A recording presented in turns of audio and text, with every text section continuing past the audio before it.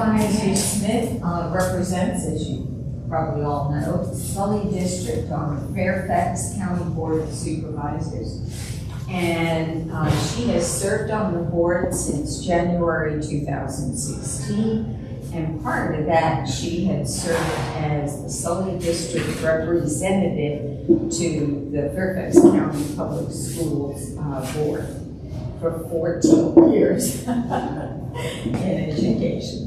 And she serves on several of the standing committees of the Board of Supervisors, including Land Use Policy, Transportation, Community Revitalization and Reinvestment, Economic Advisory Commission, Public Safety, and Legislative.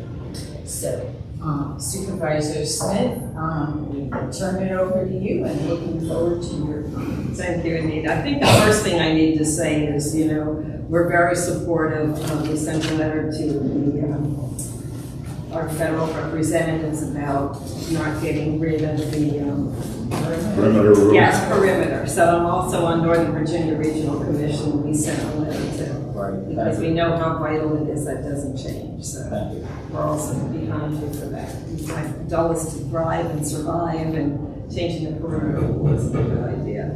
So when I talked to John, one of the first things he said to talk about was the transportation improvements that we're making in the corridor, because all of that affects people traveling to the airport. I think the first one everybody sees, and they're just about done, is the 66 project that really made a difference with Route 28 by getting those 4 traffic lights off of 28. In the afternoon, my office is in the Sully police station, so in the afternoon by 2:30, that southbound 28 was a mess, and now it's flowing better. So those improvements really help. The county has a project for Route 28 from just south of Route 29 down to the Prince William County line. And that project had gotten delayed for a while because we had lost money from the state a number of years ago. So that project changed. It is a 6-lane improvement. But what the county is doing, because the original plan before we lost funding was a 6, 7, 8 improvement. And they know someday it'll go to 8 lanes. So in that road, they've already done all of the right-of-way that they'll need, so for some time in the future when they have to go to 8 lanes, and they're doing the stormwater for that. So that project got delayed a little bit, and now it's projected to be completed in October of 2023. So they're going through that. The cost is $86.7 million.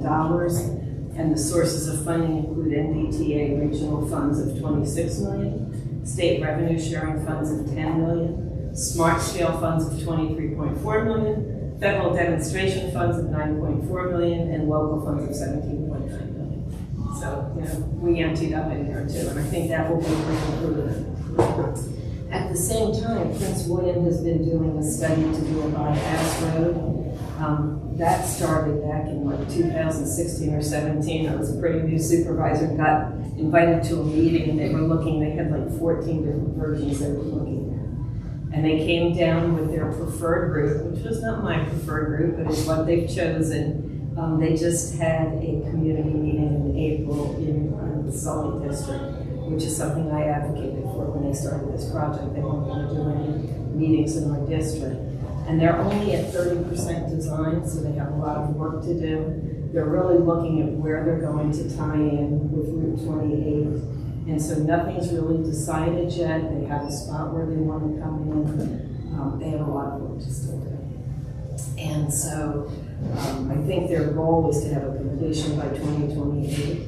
And so we'll see what happens in that project. County staff is very involved in protecting what's happening in Fairfax County with that project. And in other words, where it's going to tie into 28 in Fairfax. Right, because I'm directionally challenged, but it's going to be to the west of 28 because it was so expensive for them to just widen 28, especially with all the businesses there. So they're tying in probably south of where Ordway is. I don't know if you do 28, and then Ordway comes off to the side. At first they were going to come up more, now they're looking at coming across. So there's definitely impacts in the county, but we need to get people off of some of the routes they're doing that really affects people being able to get in there with their driveways. And so all of this is an economic benefit for the region. You know, people come up here for work, they come up to the Dulles corridor, they go to the airport, and so we want those roads to be fixed. The other thing that the state was working on was the Route 50 STARS study. We all know how Route 50 can get, and so looking at things that are cost less that will be able to improve and move traffic on Route 50. And so the problem with that is going to be, where does the money come from, right? And we had a lot of community feedback because some of the things they wanted to do didn't make sense to me, didn't make sense to the community. Like having people go past Stringfellow Road and go up and do a U-turn and come back and have to make a turn and things like that. It leaves Corner Road, which we thought would cause too much traffic through communities. So they have upgraded pedestrian crossings, sidewalk connections, high visibility crosswalks, and turn lane improvements. So they're looking at Route 50 and Centerview Drive, Sully Field Circle, Centerville Road at Walney Road, Metrotech Drive at Elmwood Street, and Route 50 at Chantilly Road. And then, I don't know if you guys are familiar with Galesbury Lane and the shopping center there. Right now the light is in the shopping center. They're looking at moving the light to Galesbury Lane, which would make more sense.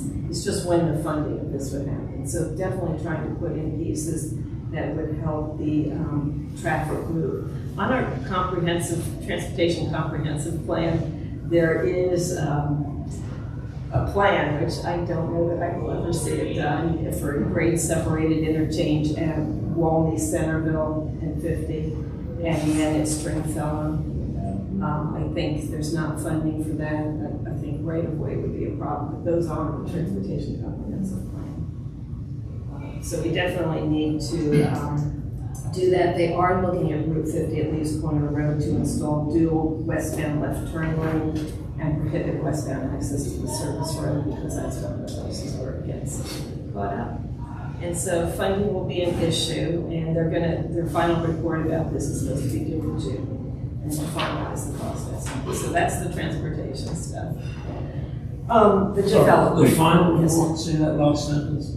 Final report. We'll have cost estimates. Will that be this year? It's supposed to be June when they have the final report out. Is this VDOT's 6-year plan? It's VDOT's Route 50 STARS study. Oh, okay, got it. Yeah. The STARS studies. So I guess the next thing to talk about is our development and our improvements to Westfield Business Park. I'm happy Bill Keach is here. That back in 2016, when we were looking at doing the Dulles Suburban Comprehensive Plan, we had discussions about being able to change what was happening in the business park, because it really needed to be different. We wanted businesses to stay, and people don't just want to be in a suburban business park. And I know Bill will stop me if I say anything I shouldn't say. And so Michael Fry, my predecessor, had done the work to get Wegmans in the business park, which has been a great benefit. So the next stop was how do we work some residential in the business park. And many of you know the history we went through with that, and some of our differences of opinion about what would happen to the airport if we had a residential business park. I would tell you it's all going really well. When the developers are coming in, the first one that came in was Elm Street, and Elm Street said that they would do their affordable housing at 80% of area median income, which typically in the past they could go to 100 or 120. And so that's the standard we've held. And so when I talk to developers when they're coming in, the two things that I tell them, we need for sale for and we need to have accessibility, but we can have accessibility for people. Because when we did the comprehensive plan, people really talked about, where am I going to go if I want to stay here? Am I going to downsize? We all know that affordability of housing is really important. And a funny aside, my planning commissioner bought one of the units in the Elm Street development, so she lives there now. So when the other ones have come in, some of them wanted to do a higher percentage of affordability and these things. And then some of these units, the ones that are Wegmans that told the county housing authority was able to buy some of the units at the affordable places. So we really are getting the affordability of these. So you can see that across the street from the wetlands, Stanley Martin is starting doing their work there. We have Tasmanian is doing the work down at Top Richard Road in Tornado. And so they're doing the townhouses 2/2s, and maybe we'll have an apartment building coming up. And so, we work closely. There's an architectural review board with the Westfield Business Owners Association. And so we kind of work hand in hand to ensure that the business park keeps its flavor. One of the things we said when we did this is a business park with residential. This doesn't become just residential. And there is the push-pull because people want to make the money where they can make the money at the time depending on the market. And when we did the comprehensive plan, we limited how much residential we could get. And so then, these are the discussions. Where does it make sense? How does it fit in to keep that flavor? One of the things that's great about the business park is things aren't up on the street, right? You have a nice feeling when you walk through there. You have the trees, you have the walking paths. We've talked about they really want to improve their walking paths and make them wider. And so it's really worked well. I'm really happy that I've been able to bring more customers to you that will take them 10 or 15 minutes to get to the airport. And I live off of Poplar Tree Road. And so that's one of the pluses, right? 15 minutes to the airport. It's really, really good. It always has been actually one of the reasons why Nina, you remember this from the beginning. Yes. With Henry and Bill Sr. was the fact that we were so close to the airport. That was a driving. It was a couple of things. It was the fact that Northern Virginia had an incredible workforce. It still does. But it also, a key component of that was connectivity and closest to the airport. So that was always one of the driving factors, and obviously will continue to be a driving factor. But it also is the fact that through the years, the business park kind of, as all suburban parks globally have impacted, have gone down, and certainly the pandemic is not helping. But the key point really in the long term was how do we keep the tax base here? And the tax base really drives everything that we do. You're part of it as the airport, as communities, as residents, we're all part of the tax base. But how do we keep these large companies here in not only Northern Virginia, but here in Fairfax and in Sully was the drive. And so, Westfield started out as really a headquarters location. So how do we get large corporations from around the world to locate here in the Washington area? And the concept at the time was the open parks, the park-like feel. People wanted campuses back then. They didn't have meeting spaces in there. You didn't have big conference rooms and offices back in the day. So that's why hence the Westfield Marriott was created as a conference center. And lo and behold, we roll up years and now we're having flex work and everything else. And obviously things have changed. But I think collectively working with the community, with the county, with you all, with other people have made a very solid outcome for the entire community. Yeah, it's great to see the vibrancy, and you see people walking over to the shopping center to get lunch. Yeah, so it's a real go-to place. Yeah, it's one of when I drive through the park, one of the things I try to do, because obviously it's a big change. It's a big change for me. I've seen it through the years. To see residents that this is their home, but I typically will roll the window down, and of course people look at you. Should I be worried, or who is this person? But my whole goal is to find out why did you make the decision to move here? I'd like to know. Are you happy? What was the deciding factor to move here versus down the road, or closer in or further out?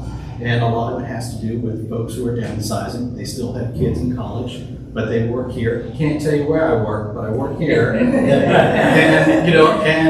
But I want to be able to ride my bike or walk to where I work, and I really don't need a yard or anything else that I was dealing with. So, and they love being able to walk to restaurants, and they love weddings. And so it makes a good, a good story. So very happy with that. If I may chime in, as a former planning commissioner and board of supervisor member, I think sometimes we would be a little stale in how we zone and always want just one particular use. And I think mixed use is great. I think where we disagree is that it was inappropriate to put housing underneath the flight path coming into Dulles. It will cause problems in the future, not only for the homeowner, but for Dulles Airport, because Dulles, people tend to forget, Dulles is only about 50% built out to where it hopes to be in the future.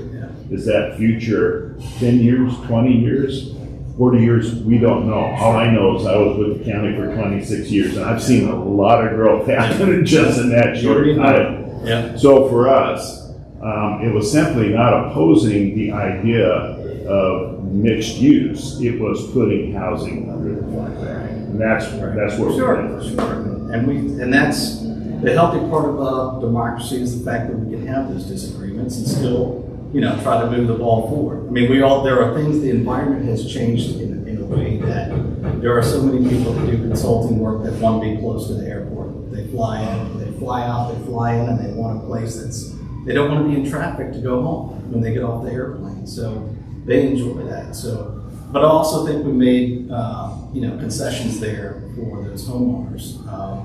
They can make that choice, but we also did disclosures in there. And we matched the Loudoun County, language at the time for aggregation easements and everything else to make sure that it was disclosed up front. Now, does that solve the problem, for the individual homeowner? Maybe it does, maybe it doesn't. But that's for them to decide too. So I hear where you're going with it and have heard that and certainly respect it, but I don't think the airport is our enemy. And I don't certainly want the homeowners to feel that way either. I think since 2010 to current, I think there's 1,535 complaints, noise complaints for 2015. So that's, and certainly they have gone up over the last 5 years. We don't know if that's because people were not used to hearing planes for the years of the for the pandemic, where nothing was flying. All of a sudden, people are, or we have highway noise and everything else. So it has always been a very difficult decision in how we do it, where we do it, but also it was, the airport's not the only economic driver in the area, and so that's what we're looking at, to find a happy balance between all the different interests and still moving office work forward. So that's not what taking away from county, Yeah. how is, Westfield is what, 1,200 acres? Yes, 1,100 acres. 1,100 Yeah, acres. 1,100. What percent built out is it, and how many residential units are there now, and how many are planned? It is roughly about 16 million square feet of office. Well, that was the total. 16 million square feet was what it was planned originally. We are roughly about 11 million square feet of office, and we are probably at about 2,800 units for residential. And we are capped at, I think it's 5,500. And some of that was already existing. I think what gets lost in some of this conversation is that there are already houses there. There are already houses off of Colney Road. And so those were existing houses there. So this isn't new to planes going over people's houses, because people live there. I hear the planes over my house all the time. And so it's a personal choice. And I appreciate Bill bringing up all the things we work towards. And Keith, you know this, we looked at the aggregation easements, we looked at notification, we really strengthened those pieces in the comprehensive plan. You did? I never did that.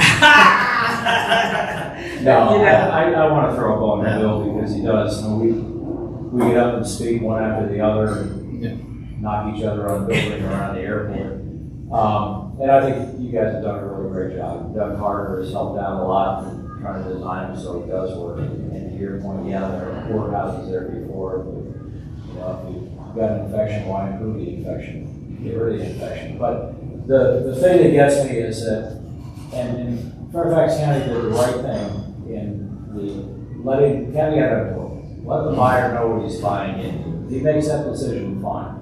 The problem is, and I won't use Fairfax as an example, I'll use Loudoun as an example, with Birchwood. It's an over 55 community. It was built in 2020 during the pandemic. It was occupied during the pandemic.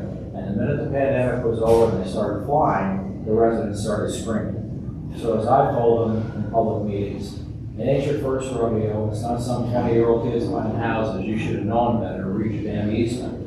sucks to be you. The problem is that those residents have gone to a supervisor in Loudoun County who is now providing an audience for them because the airport doesn't have a vote, they have thousands of votes.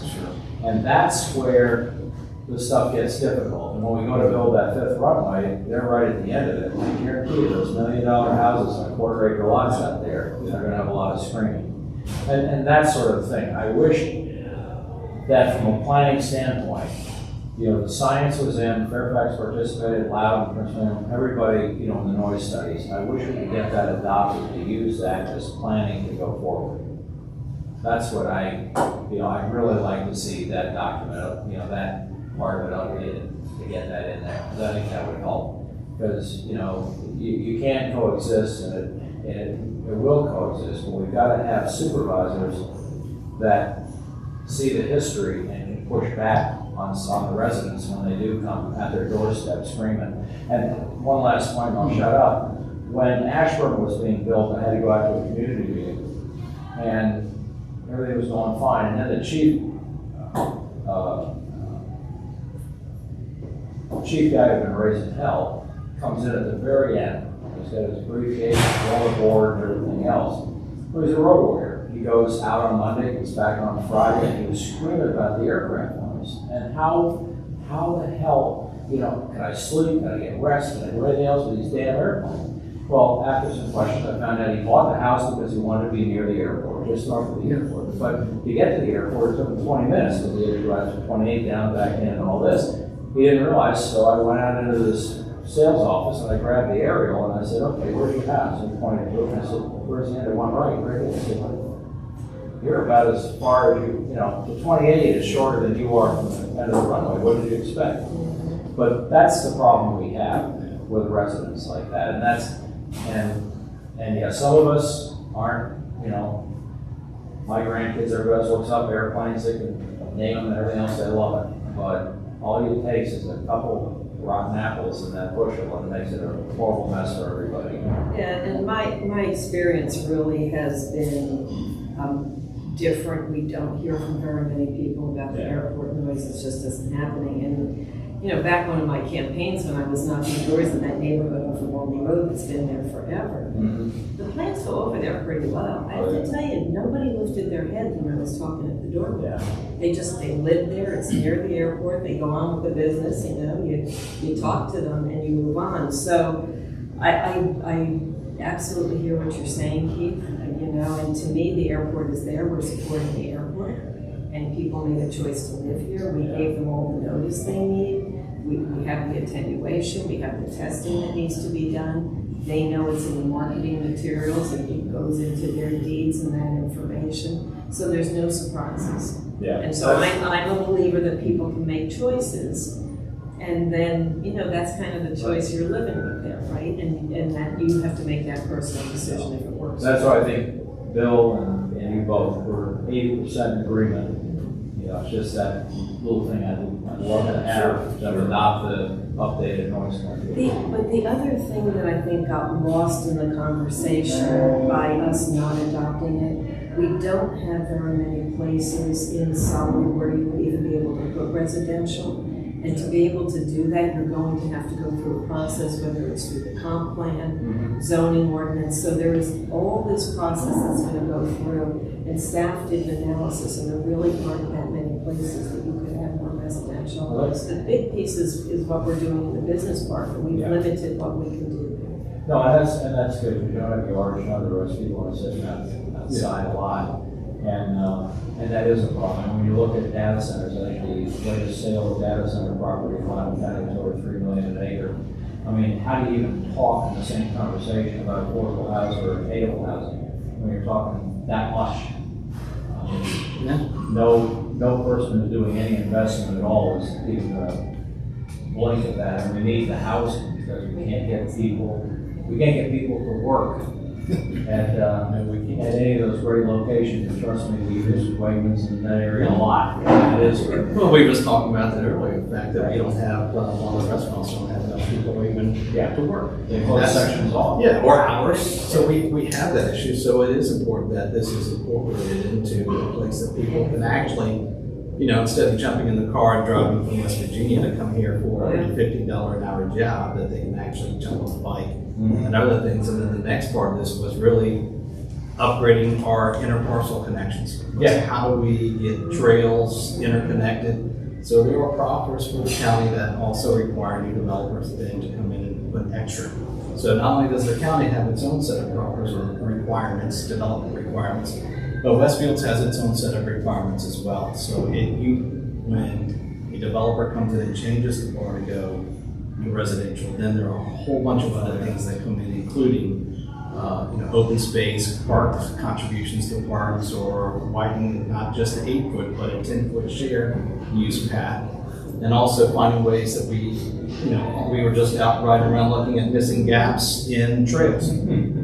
Where can we find it? What money do you have? And so it has been, I think, a very good relationship in working with the entire community. It's not perfect. I don't think anything is, just as I told Supervisor when she came in. There are things you like that you get, and I will be disappointed. and there are things that I will get, and unfortunately you'll be disappointed with the county. And that's, but the whole point is we try to keep an open ear and look at everything objectively as we can and try to move the ball forward. And I think we've done it collectively pretty darn good job doing that. So We want to build a community that supports the business part. I want the business part to thrive, which, when the county executive came on board, he told me that my district brought in the fourth most revenue of all the non-magisterial districts. So I keep trying to push up, maybe we can get to 3. And I will say we are outperforming every other commercial market right now in Northern Virginia. And that partially is because of the secure nature of the park. So who we have in the park, along with the subcontractors that support them, all of those folks are, if Congress is going to fund something in the Defense Department, it's going to be in the cyber and intelligence arena, which is all up and down Route 28 here. So we benefit from that and continue to grow along that. So it's been a very Because we should be taxing on our right? That was a comment way back in the day. Yeah. That was a discussion. I'm sure you remember that.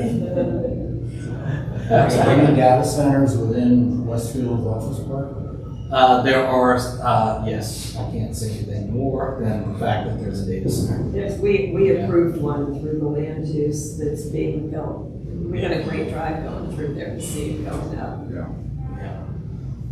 Yes. And we have more coming into Sully District and other places. Let me ask you on transportation. I know Matt is working in Loudon to go, get a bypass road on 50. But it's sort of, Keith, just repeat the bypass. well, Matt's working on the bypass road on 50, on the north side of 50. Okay, Go down. in the airport property. Yeah, part of the airport property and the quarry and all that. What always scares me is, as you come flying down 50 from the west, all of a sudden you hit, the Stonecroft and then you hit all the lights. It's sort of like the improvements on 7 coming in, you hit Tyson's. What are the traffic people, both in your job at the county as well as MBTA, are we going to get like an Alexander at Route 1 and force the people up on Route 1 because the lights sink so you can blow through it? Somehow we've got to expand the bottom of that funnel, which is Fairfax in there. How do we do that? And I think that's why VDOT was doing the Star study, yeah. study to try to make things go You see quicker anything through from that those. again? Positive?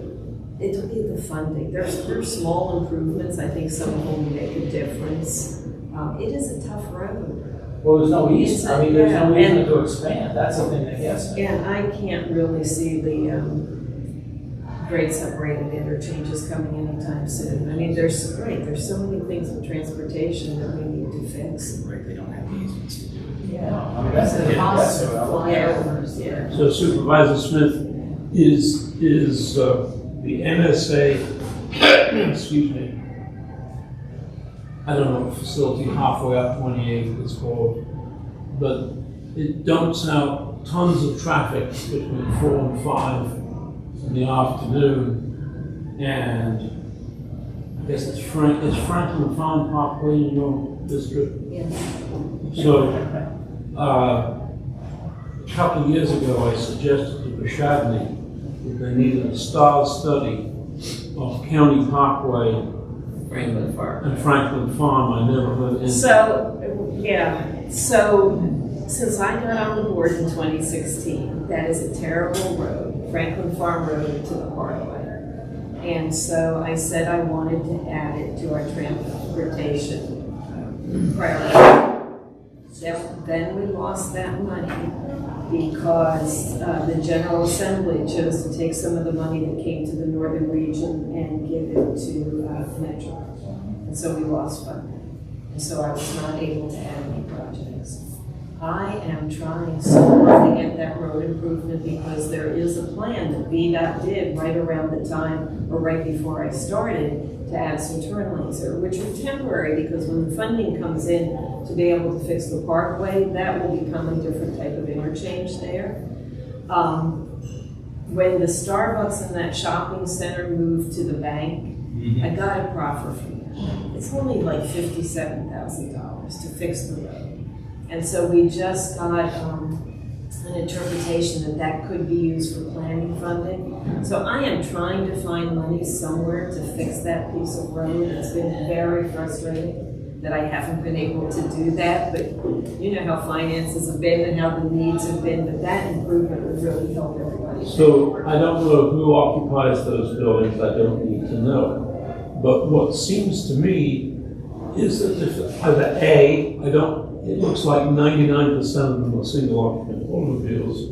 So obviously the question is, does whatever agency it is have any kind of carpool or incentive for shared occupancy and so on? That was to reduce the number of vehicles coming through in that peak hour.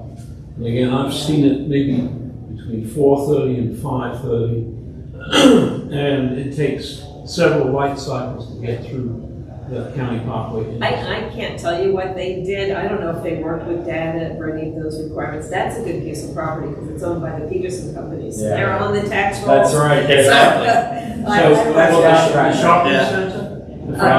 No, all the the Discovery Square. Oh, Discovery. there. Oh, Yeah. okay. Yeah. No, that's a good one, but I can tell you, it is, I mean, I live in Franklin Park, Yeah. and from Old Central Road in, it's a parking lot all the way out through there in the evening, but, and that intersection, a ton of accidents. Oh, it's It's just terrible. people running red lights and. Yes. Those were That's my what I see. conversations with Tom Bashani before he retires. You know, I've got to get this done, so. Yeah, but you can't get, it's tough to get out of the shopping Yeah, center. it is. So one more. So 2 to 3 years ago, VDOT said it was going to do a study with the entire Dulles Airport access to do the planning.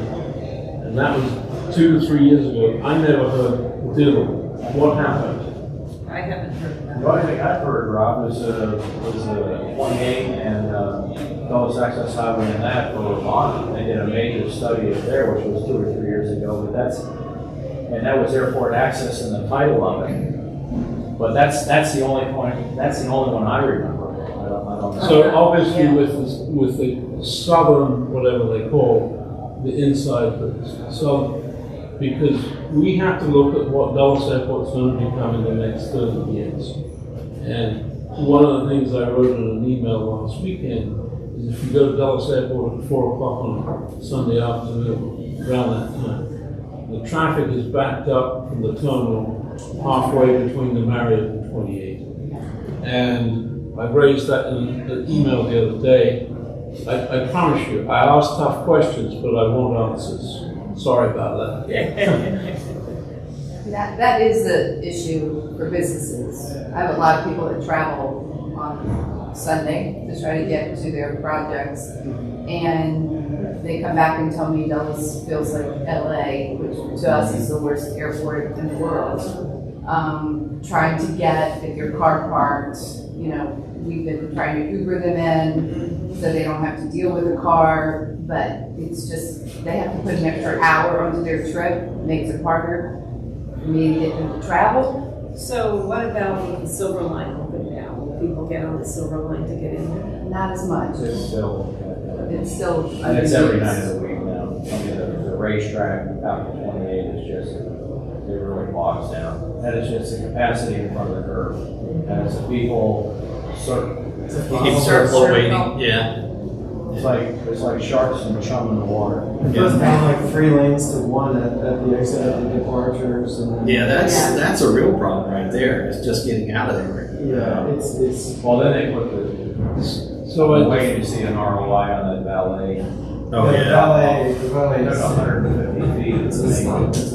So I defer to Keith, but at some level in the next few months, can we get both John Lynch, whoever we then want, and obviously both you and your counterpart without account, we need to understand within the context of the airport master plan update, just what is proposed on traffic improvements. I'm not asking for it today, but let's say after Labor Day, you are in a good position to convene such a meeting. Well, that's a meeting with them, I want to finish up with Yeah, Supervisor. I understand. Everyone still hasn't. And if I may, I just want to go back to Route 50 for a minute, because I know Keith had asked about Supervisor Letourneau's thoughts and proposal. And what I didn't hear, are you just not worrying about funding, are you in support of the concept or not in support of the concept? So I haven't talked to Matt about this. I lose track of time with COVID. A couple of years ago, Matt came in and talked to me about it. I think that something needs to be done. I don't, is the airport supportive? To me, the devil's in the details of what the tie-in is at 28, how you tie in and what the impact is there and how that gets dealt with. I'm always open to looking at things. Okay. The latest one had it actually going into Air and Space Parkway and dumping out on 28 up there. Okay. Yeah, that's kind of where we were talking. Yeah, And so therein, what is the impact of what does that do to 28? that really scares me as far as that. Because right now it's heading down on 28 south, when you turn on to 50, that's a parking lot. That's a part. And they've tried to add lanes there to No, get people out, but it's, yeah. And so the devil's in the details. I think we need to look at things, we need to analyze it and see if it works, or if you create worse problems and there's a better solution. I don't know any of those answers, but, we had that just quick, high-level discussion of what it was. I was under the impression the airport's looking at a cargo terminal on the south side, which will have quite an impact. but the cargo thing, we've always talked about cargo, we've always wanted cargo. We're working on an initiative right now for Equine Clearance Center at Dulles, which is parking. Very high value, expensive cargo. The problem is that we are great consumers, but we are horrible product builders. So we do tons of paper and hot air, but we don't, nothing you export.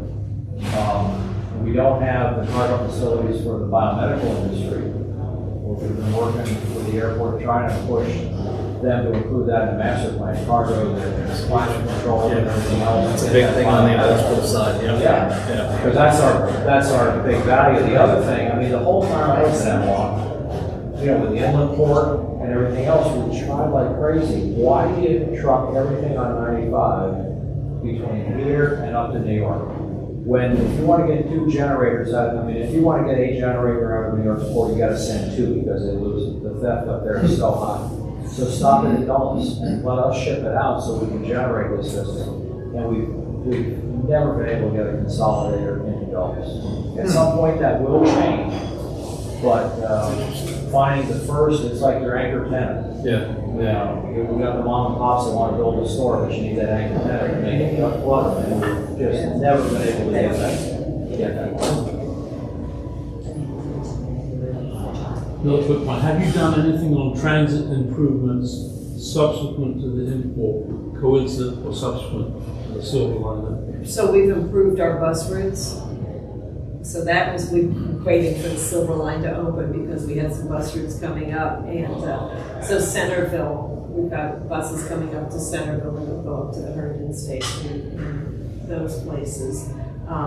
When we built the Sully Community Center, we put a HealthWorks clinic in there. And so we needed to have a bus route to bring people up from more in the Centerville area so they can get there. so that's something we've done, and there's a really neat children's center in there. And so we're keep working on improving bus routes. Is there a bus route that comes, let's say, starting in Manassas, comes up? I know 28 is being widened, but when that's done this year, it seems to me that there's been latent demand for transit to come from Manassas up 28, Somerville, into the airport. Yeah, I don't know anything about the connection with Manassas, Rob. Well, I've been asking this for multiple years, meaning it's something that's logical. If you look at it, it's time for the counties to work together. We always love when the counties work together. I mean, truly, there's a lot of density on the Loudon side of 28, and then, I mean, straddling 28, there's a lot of density. It would make sense to have some So transit connections. we do have some of our bus routes that go into Loudon. You do? Yes. Okay. Could I tell you the numbers? Yeah, there were thoughts a long time ago of having light rail on 28. And this goes way back, and, you know, for the record, Westfields was one of the first, we actually did the first public-private partnership in the state of Virginia. So Westfields didn't sell, gave the right-of-ways in order to allow a lot of these interchanges that make 28 successful. So it was all the businesses along Route 28 here that made the 28 connection. But there was discussion even before that came to fruition, was should there be a light rail connection between whatever would be the future metro rail that I'll never see in my lifetime out west here.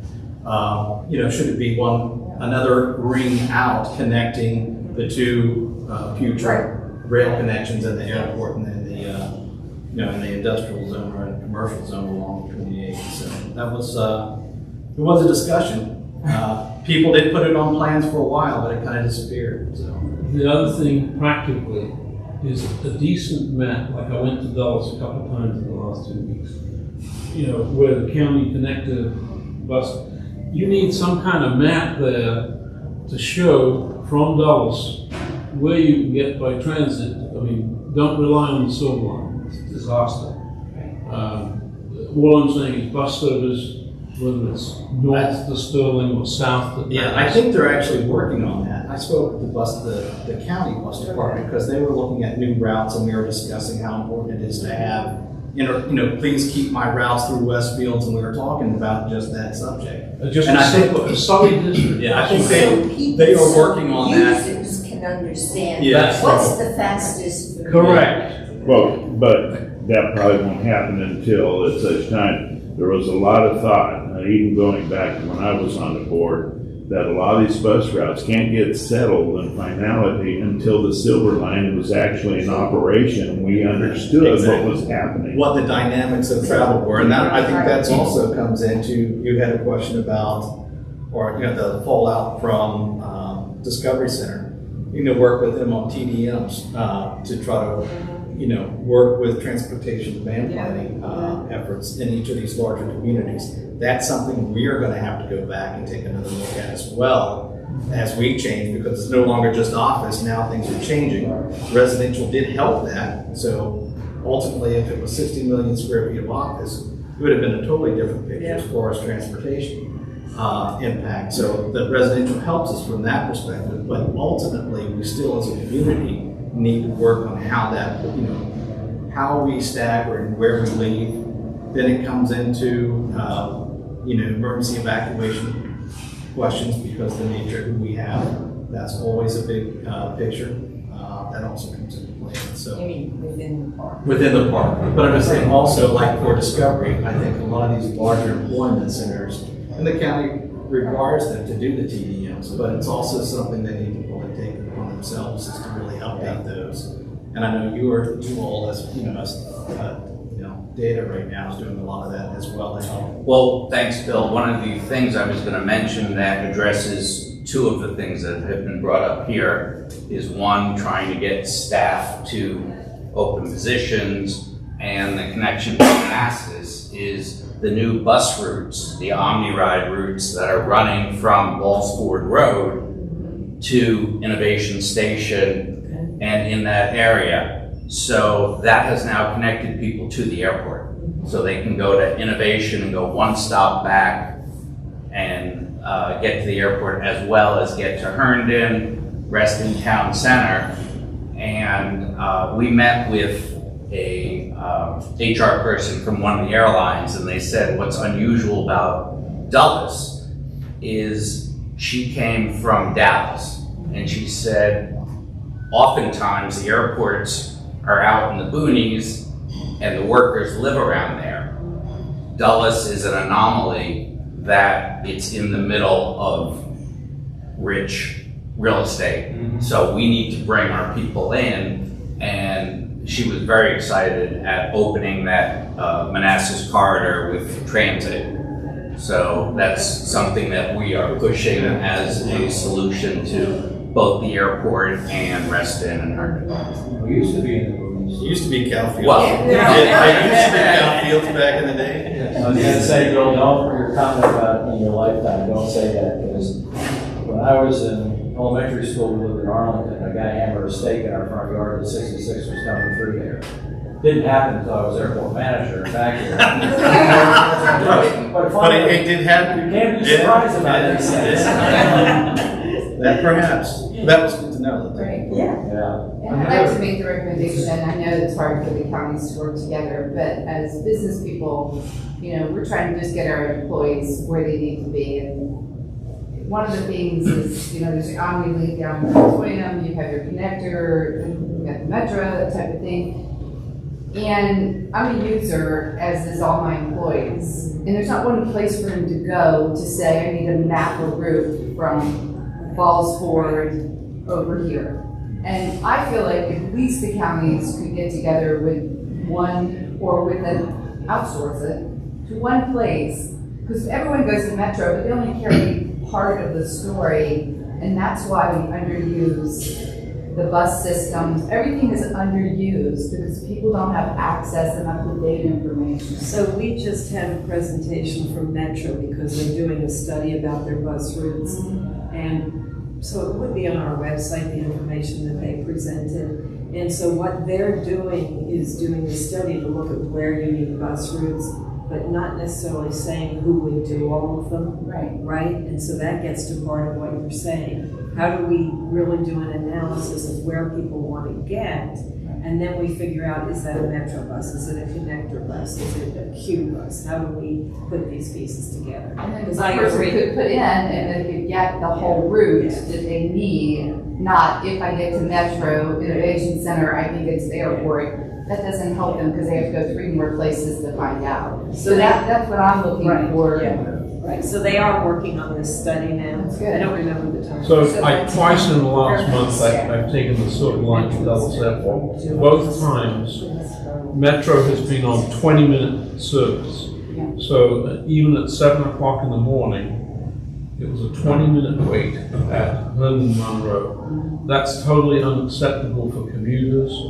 So therefore, speaking about the Manassas, the Prince William Transit needs to come into the terminal so they can drop people right where they need to go. The idea of spending an extra 20 minutes to get from Herndon Monroe or Innovation into the airport is just not acceptable for a typical commuter.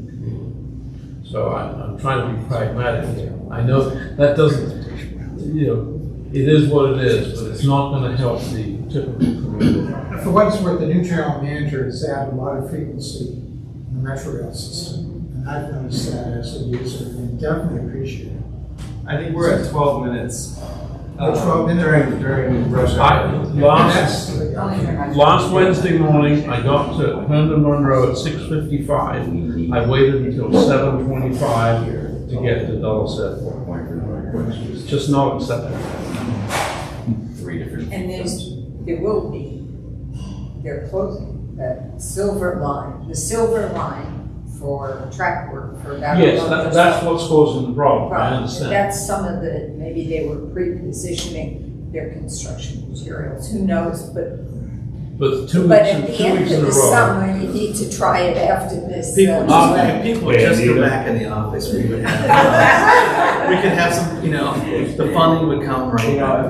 And the, A crazy we are actor. getting close to 9. Right, are there any other questions from Yeah. some other folks around the room? No. Anybody? But I will make one comment. So thank you for coming, Supervisor Smith. Everybody, just by way of announcement, to remind you that we have our luncheon coming up on the 29th with Jack Potter as our guest speaker. Everybody's invited to attend. You can register online at committeeforgoals.org in our events section. I think it will be a great opportunity to hear about what's going on from Jack's perspective, and there's a lot going on. So it won't be just this typical, normal two-airport discussion. And there's one more road, Braddock Road. Are there any plans to improve Braddock Road between the Loudoun County and the Golf Club? Yes. There is a project. It all takes longer than I want it to, that they are looking at the improvement with Lee and Braddock to put a jug handle in there, and then to, I'm trying to think of get rid of the S-curve. Is the S curve going up the hill? What's the danger? So, yeah, it's very. You don't like it? So we have. No. So I know that there's some people out there that don't want to see it improved because they don't want people from Loudoun coming into Fairfax County. We don't have toll gates at the line to say, no, you can't come in. Well, that's a possibility. And there are other people that realize how unsafe the road is, that there's accidents there, and it's not good. So that is a project that VDOT is doing. They're going through the process. I cannot remember the year that they thought it would be completed by, but it's definitely into the future. So that only started, what, 3 years ago? Yeah, I had so many fun meetings about Yes. that. Yeah, so I mean, that's young on the improvement scale of time. Maybe, I have one last question, I'm sorry. So My name is Andrew Fargo, associate with Gallup Property Management. And part of the reason I'm here is Steve is inviting me. In fact, I'm helping him out to get elected in Basin District. You may be asking why I'm supporting him. He doesn't look like me or I look like him. So I live in Loudoun County. When I saw his mission statement, number one was affordable housing. So any supervisor pushing for affordable housing, I don't care if it's Democrat or Republican, I support it. Case in point, not only for him, I even support Pat Herod. It's a different party. I don't look at the party, I look at the policy. Same as you. So one of the projects I'm working on at this moment, there was a rude awakening going through Fairfax County protocol, training and all that. The lesson I learned working with the Fairfax, how to be patient. Now I did a photo digging. The bottom line is planning. I hate to say like to you because you see overall this thing. It's like putting the teeth. Case in point, I'm waiting. First comment, it was filed last year. First comment is end of June. Next comment is end of September. Why 3 months? You know, architecture, whatever they want, they can fix in 2 hours. It's all computerized on them. So finally they admit it. They're short of help. Overload.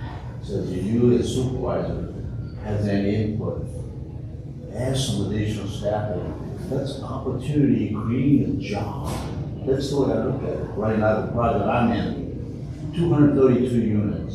Senior, affordable senior independent housing, not assisted living. There are many groups that have never been addressed.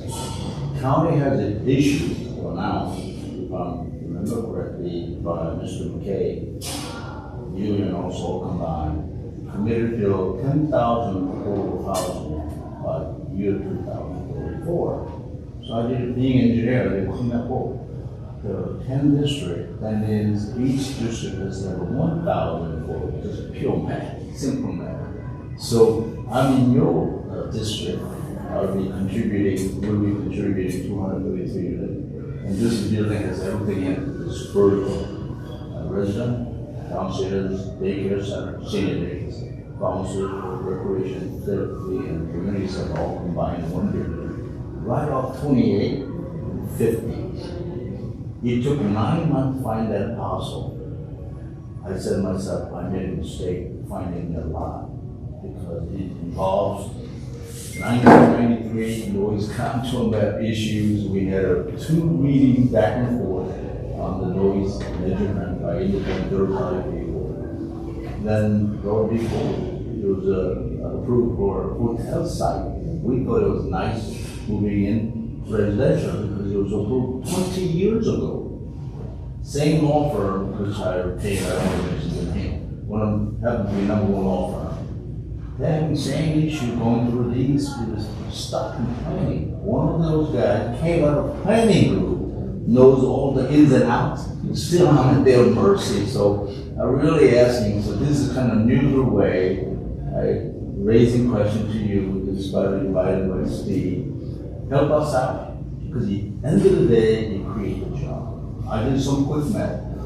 Having 232 units, what business is going to be benefit? Supermarket, they have to eat. Churches, non-profit, still creating a job. Most important, the staff working around you. When we counted the home care one night, it's addition 900 to support 232, same as it. To the man, 900. So appreciate the Steve inviting me. So it's thank you so much on able to raise a point and question there. So thank you. Yeah, and it's always more complicated when we have to change the comprehensive plan before we can look at the use. So we're going through that process now. Yeah, didn't the county just approve a step increase for county staff so that we could address getting So, additional staff? and I brought stuff about the budget, I didn't know if people were gonna be interested in it. So we just did the budget. We did do the full 5.44% market rate adjustment for salaries. So that people will get that and other Right. pieces. I mean, it's just like everybody looking for people with jobs. We're having the same problems, attracting people, keeping people, Yeah. absolutely. So that was an important part of the budget. We did reduce the real estate tax rate by $0.015. Thank you. But we also increased salaries for police. We heard from a lot of people testifying to support our police, so we did that and supported our employees. So, You're gonna have to keep the young people here. yeah, we Gotta did. have Yeah, somebody that's- out yeah. And we need, that's why we Can't need afford more affordable housing for them to be able to. That's one of the reasons, but it's not all. Hey, divulge, let me ask you one question. More so on your role in MBTA, but that, we've got a problem with EV cars and gas tax and revenue coming in. Because of the cost of living around here, and especially it impacted our Dulles employees that live way out west. And other than our contractors and the rest that have to drive their pickup trucks with all their tools and everything else, they can't get in a little Yugo or a little whatever and bring it in. But all the discussion that's going on about taxing on mileage, to me that is a regressive tax. A horrible regressive tax because it impacts the lower income far more than it attacks the uppies. But what's the conversation going on how we get funding into the highway fund and still?